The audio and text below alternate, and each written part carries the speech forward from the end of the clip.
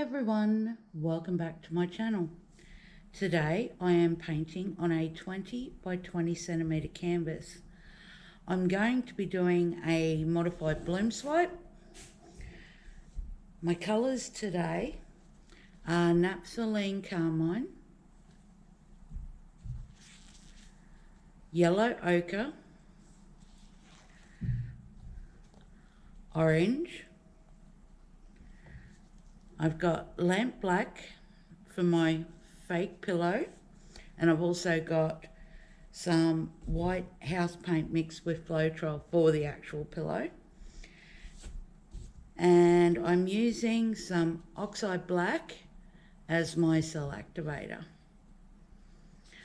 My cell activator is 1 part paint and 3 parts Australian Floetrol.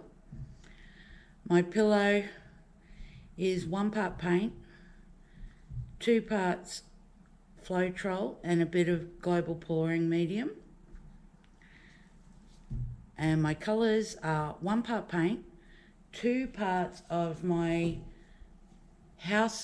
untinted house paint and varnish medium, and then water to consistency. Let's get pouring.